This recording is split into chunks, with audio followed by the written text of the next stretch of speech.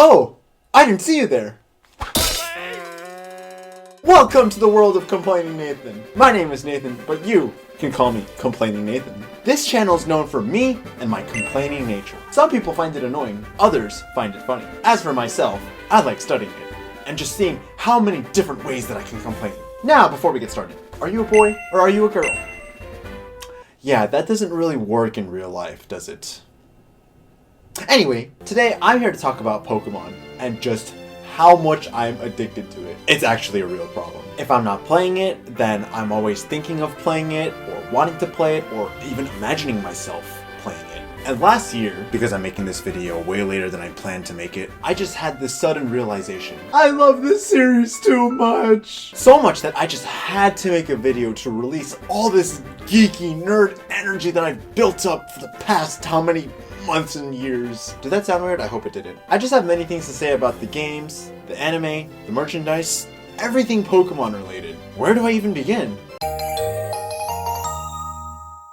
The total amount of mainline games that I played up to this date is 23, and this includes the dual releases. And they should all be on the screen right now to show you which of the games I've actually played. My favorite would honestly have to be Soul Silver or Omega Ruby because the nostalgia factor in those games is just so impeccable. The amount of post-game content is honestly a big factor on whether I would enjoy a Pokemon game or not, because it really is dependent on whether I would come back to the game to replay it in the future, or if I would continue playing the game because of how much post-game content there is. Of course, not really a fan of having to pay for post-game DLC, but if it includes new storylines and new Pokemon, and just more content in general, then I'm all for it. Like, obviously, flying through Ultra Wormholes to land a legendary and catching it is way different than the Pekkarunt and Ogerpon storylines, in terms of content at least. Pecharunt? Is it a Pechaberry or Pekkaberry? I don't know. But speaking of catching legendaries, I remember after school I would take my copy of Omega Ruby to my friend's house and play it with him, and at the time he had Alpha Sapphire, and so we would literally just go around the whole map flying on Latias or Latios, going to all these mirage spots, catching the legendaries, and then trading them over for each version exclusive to catch other legendaries, and just overall, it was just a fun time. The good old days, you know what I'm saying? But I still have love for the other games too. Diamond was the very first game I ever played, but I never finished it the first time because of how bad I was at the game. I overleveled my starter, my Empoleon, and I took it to Elite Four, and I just couldn't beat the game from there. I didn't understand type matchups or battle strategy back then either. Of course, this was like way back then when I was in elementary school, so obviously, how was I supposed to know all this playing the game for the first time? The first game I did finish, however, was Ruby. I was determined to beat it. I learned all the names of the Pokemon, their evolutions, I learned battle strategies, how to use items, and even all the type matchups. That's right, I started playing Pokemon before Fairy type existed. I remember when Clefable used to be a normal type and you could knock it out in one hit with a fighting move. Okay, boomer. What, is this supposed to be a competition now? I think after playing Ruby and fully beating it for the first time, the Pokemon train just took off from the station and just never slowed down. I got into and started playing the rest of the Pokemon games that were on the DS at the time. The first game purchase that I ever made was for Pokemon Sun when it first came out. On release day, I would play spin-offs like Red Rescue Team, Pokepark 1, trading card game on the PC, Pokemon Ranger. People just don't understand how great the spin-offs are. I even installed and played Pokemon games on my first smartphone, like Pokemon Shuffle, Pokemon Go, Pokemon Duel before they deleted it off the App Store. I remember when there was a Pokemon music streaming service at one point, like what was it called, like Pokemon Jukebox or something? Like, do people even remember this thing existed? Dude, the summer of Pokemon Go when it first came out was like the happiest moment of my life. Like when that game launched on the App Store, my cousin was sleeping over at my house and we downloaded it at midnight and we snuck out from my house and was walking around the neighborhood just catching Pidgeys and all that. Good old times, ha ha ha. Other spin-offs I've played include Picross, Rumble World, Cafe Remix, Unite. Out of all these games though, I think the music is definitely the biggest factor that gives me nostalgia. I always find myself just listening to any type of Pokemon music. Battle music, relaxing, hype music. Sadly though, I just wish there was a more convenient way to listen to Pokemon music. If only we just had Nintendo and Game Freak make their music easily accessible on some kind of streaming service, then maybe Gilvasunner's channel wouldn't have been taken down.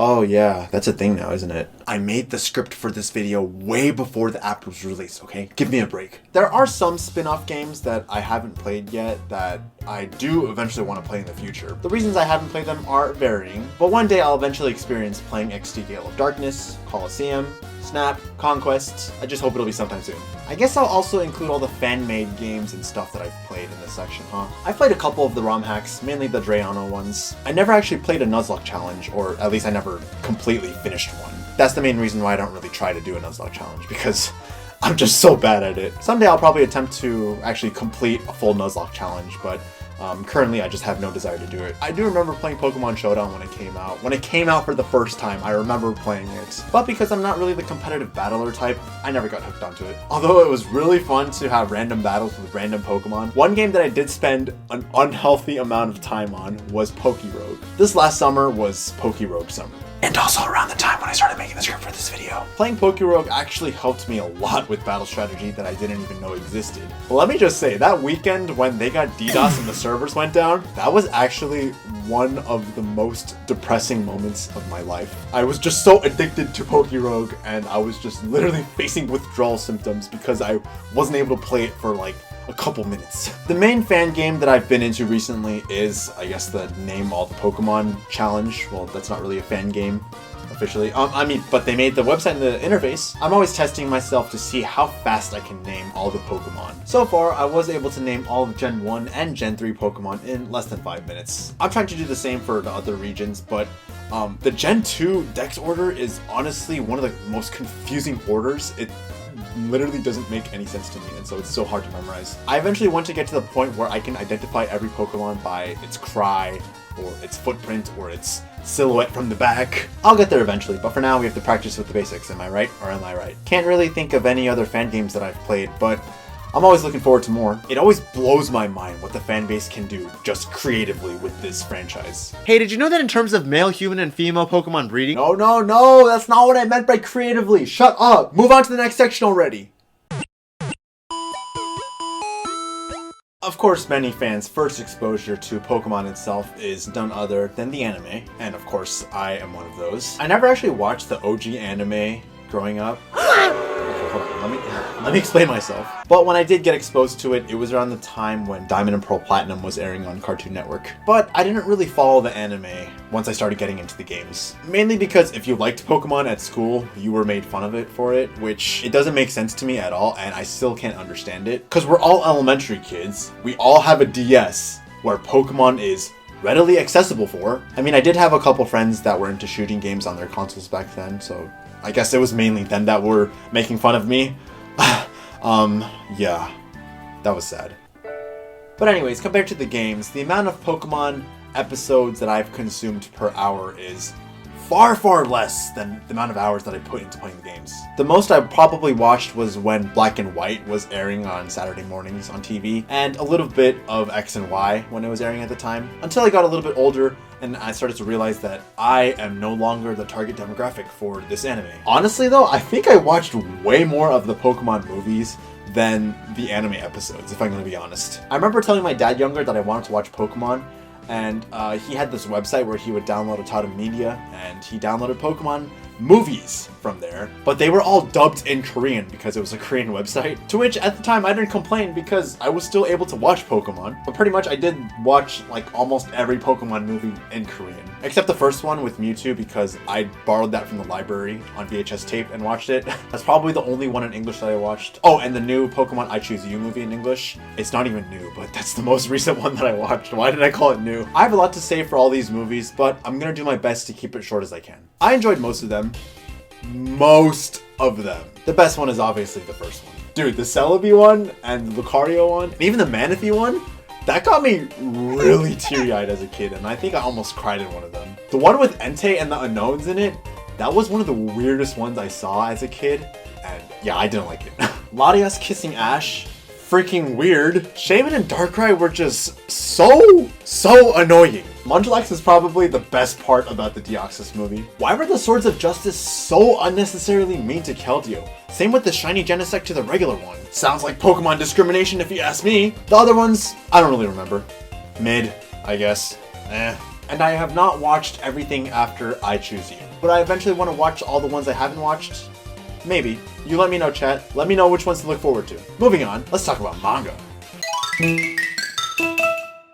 The manga is the most peakest fiction I've ever read in my life. Nah, that's a lie. One Piece exists. The Pokemon manga, also known as Pokemon Adventures here in America, or Pokemon Special in Japan, Pokespec for short, is honestly one of the most underrated products that Pokemon has released that every fan should at least check out once. I don't even know where to begin to start explaining how good it is. The characters are all amazing, the stories are peak cinema, and overall there are new topics and concepts that are released in this format that honestly make the Pokemon world way more interesting. Of course, what's canon in the Pokemon manga universe is completely different from what's canon in the anime and game universes, but it's still amazing to see what kind of creative stories are written by Kusaka and drawings, of course, by Yamamoto and Mato. Let them cook, okay guys, let them cook. I first got into the Pokemon manga when I discovered them at my local library. Fortunately, at the time, my library did not have all copies of the manga, so I had to read them all out of order. I read the Yellow arc first, but I never finished that because my library didn't have the final volume. But then one day I discovered a website with all the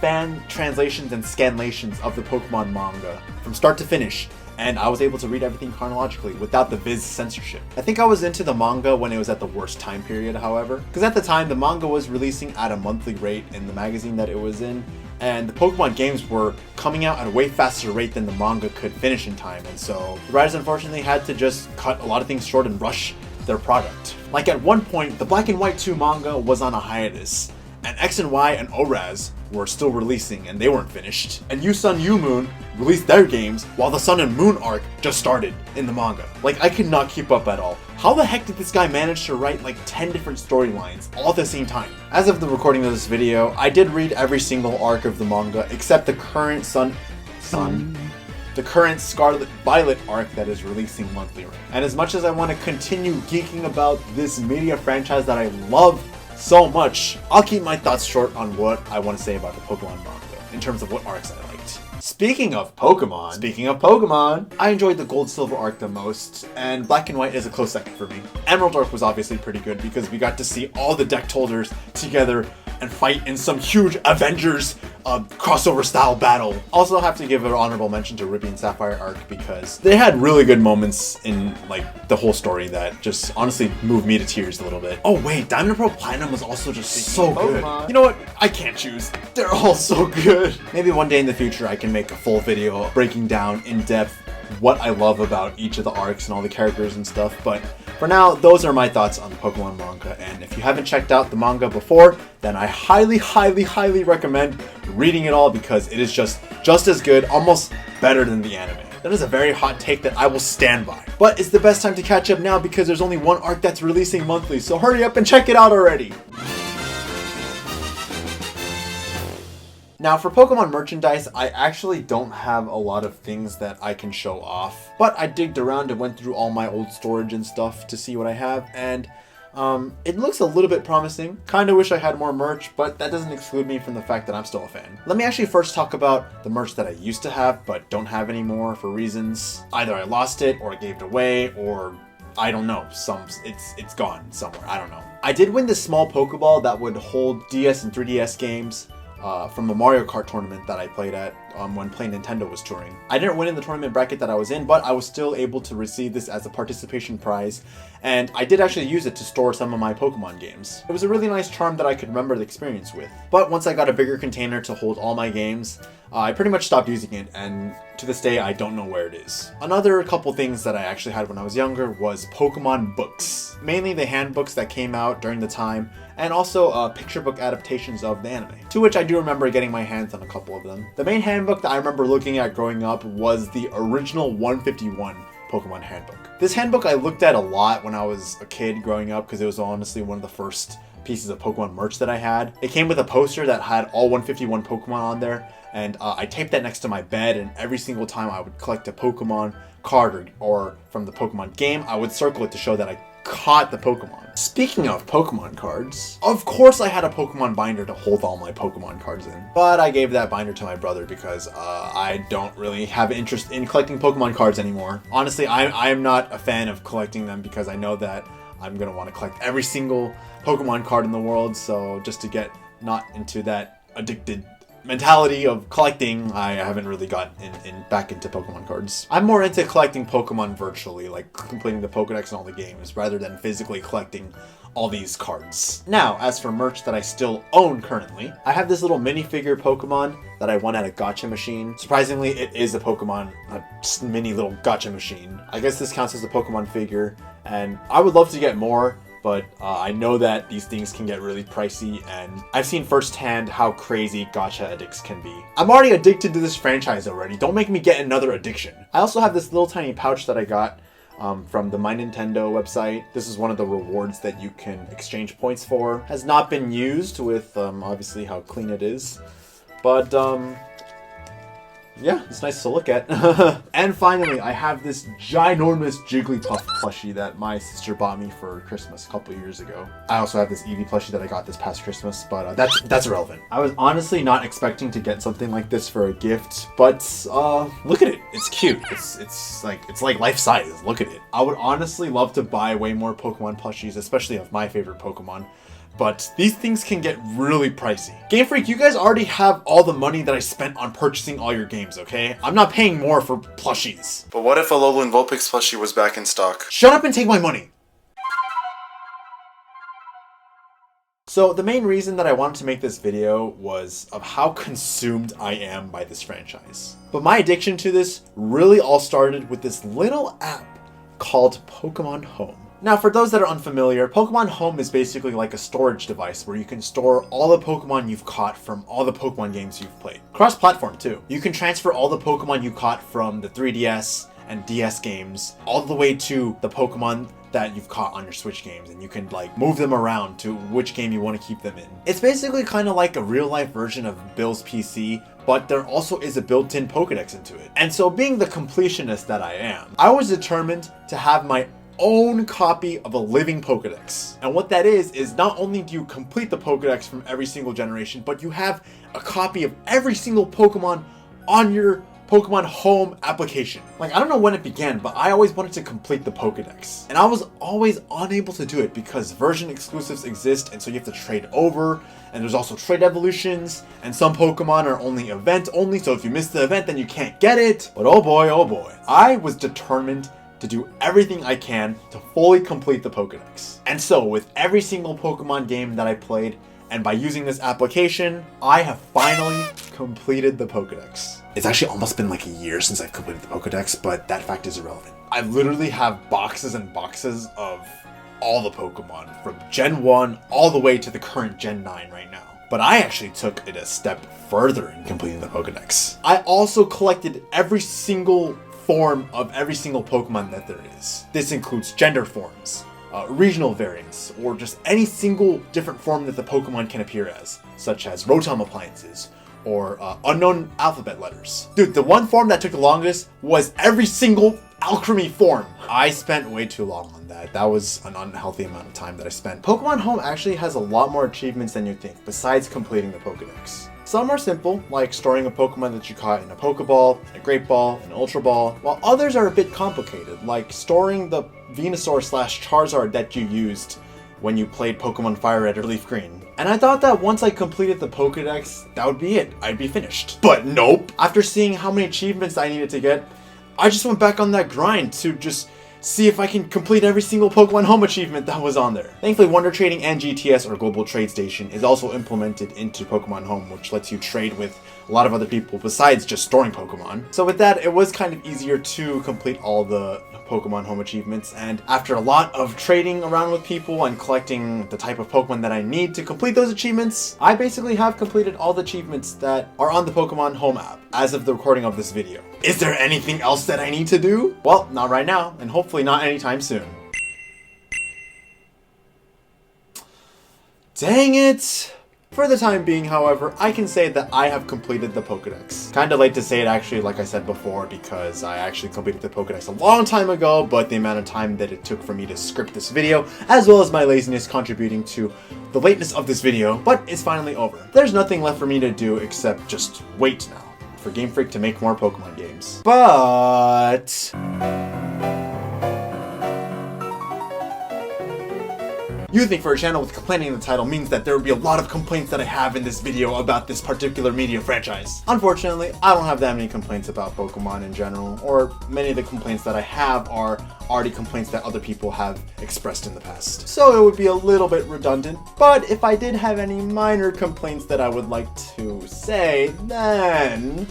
You just challenged Complaining Nathan into a complaining battle. I hate this design. I also hate this design. This was the most wackest Pokemon game I've ever played in my life. This was also a waste of my time and a waste of my money. I hate this character so much. Give me a better rival. Game Freak, can you just release all these as shiny so I can complete my shiny dex? Do not release a Let's Go Johto. Hurry up and bring all these Pokemon to the new generations already. They've been stuck in the 3DS games. I want more of my favorite Pokemon plushies back in stock. Get rid of these dumb microtransactions. Also, no, I do not wish Pokemon were real, because imagine how stupid it'd be if we had Pokemon in real life.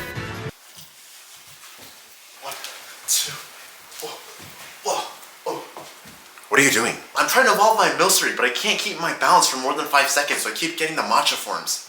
Like, oh, it's just so hard to keep my balance straight for just...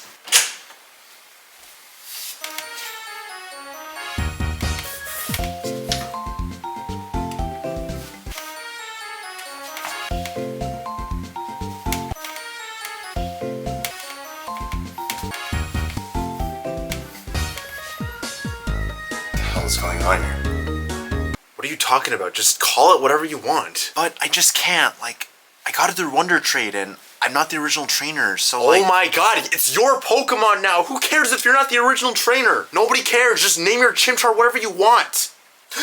Oh my god, my egg! It's finally hatching after all this time! What's gonna be? It's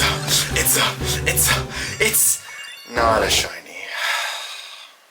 So Munchlax. Why do I even bother hatching all these dumb eggs? 4,000. I'm not even gonna bother asking this time. This is the only way that I can evolve Inkay. Just watch, bro. Trust. I could go on and on about what other complaints I have for this series, but I'm making this video way too long and I'm probably losing your attention span by now, so I'll just end with this. All in all, the Pokemon franchise is just such a big part of my life and my character, and I honestly can't wait to see what phase we will be going into next. Of course, if Game Freak and Nintendo decide to keep on continuing to release more Pokemon games, then I will continue to play them and add on to my current collection of Pokemon that I already have. I don't see myself getting tired of Pokemon anytime soon, because all these things, they still very much excite me. Like announcements for new Pokemon games or for new Pokemon media in general. Giveaways for event Pokemon and special legendaries. Randomly encountering a shiny in games when I was least expecting to. I'd say for now, I'm still on the Pokemon journey, and one day it might come to an end, but until then, I'm still gonna enjoy the adventure while it lasts. Anyways, that's all the time I've got. Now, I have to get back to playing Animal Crossing New Horizons on my Nintendo Switch, because that is the current game that is consuming my life. I have to sell my turnips, I have to complete my Critterpedia, oh my god, I have so many things to do! But until then, don't forget to subscribe, or just don't, and I hope to see you guys on the next video, whenever that's gonna be. Okay, bye! Adventures as the journey continues.